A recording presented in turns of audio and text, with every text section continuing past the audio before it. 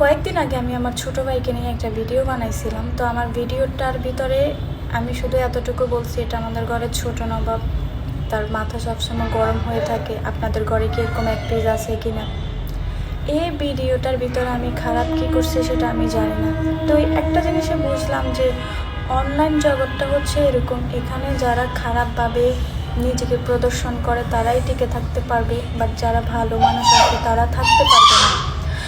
আমি ব্যক্তিগতভাবে কখনো কাউকে নিয়ে কোনো কথা বলি নাই, কখনো কারো পিছে পড়ি নাই। আমার নিজের মতো আমি ভিডিও বানাই, নিজের মতো করে থাকি, নিজের মতো করে চলতে আমি পছন্দ করি। আমাকে কে গালি দিল, কে কী করলো সেটা আমি কখনো দেখিও না, দেখার আমার দরকারও নেই, ঠিক আছে? কিন্তু এই বিষয়টা নিয়ে আমি কথা বলতে বাধ্য হয়েছি যে ভাই বোনের পবিত্র একটা সম্পর্ককে নিয়ে যারা এইসব ধরনের মন্তব্য করতে পারে, আসলে ওরা কোন ফ্যামিলির লোক? এরা কি মানুষের কাতারে পড়ে? আমার তো মনে হয় না এরা মানুষের কাতারে পড়ে। এরা মানুষ নামে অমানুষ, এরা পশুর থেকেও খারাপ। এত নোংরা মন মানসিকতা কেমনে হয় ভাই? আমার ভাইকে নিয়ে, আমাকে নিয়ে তারা এমন মন্তব্য করছে যেগুলো আমার মুখ দিয়ে বের হচ্ছে না। তারপরেও ছোট্ট করে একটা কথা বলি, এভাবে পর্যন্ত বলছে আমি নাকি আমার ভাইকে রেডি করতেছি ভবিষ্যতে তার সাথে থাকার জন্য। ভাই, আস্তাগফিরুল্লাহ, আস্তাগফিরুল্লাহ, আস্তাগফিরুল্লাহ। আমার মায়ের পেটের ভাই, আমরা আপন ভাই বোন। আমি উপরে ভিডিওর ক্যাপশনে লিখে দিচ্ছি যে আমার ছোট ভাই,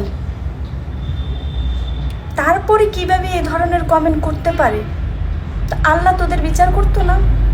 তোরা মনে হয় যারা এইসব ধরনের নোংরামো কমেন্ট করছস বা নোংরামো ছড়াস, তোরা মনে হয় তোদের ঘরের বোনদের সাথে এগুলা করস, নাই তো ভাই বোনের পবিত্র সম্পর্কের ভিতরে কেমনে এই ধরনের কমেন্ট তোরা করতে পারস? তার মানে তোরা তোদের মায়ের পেটের বোনকে ওই চোখে দেখস, তোরা মনে হয় তোদের মায়ের পেটের বোনকে ওই চোখে ওই নজরে দেখস, এই কারণে এরকম ধরনের নোংরা কমেন্ট তোরা করতে পারছস।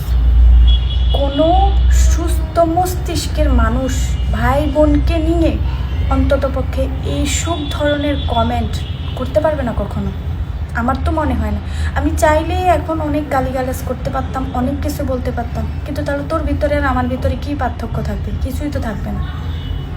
আমরা মানুষ, আর তোরা হচ্ছিস গিয়ে মানুষ নামে অমানুষ। তোরা পশুর থেকেও খারাপ, তোদের মন মানসিকতা ডাস্টবিনের থেকেও খারাপ।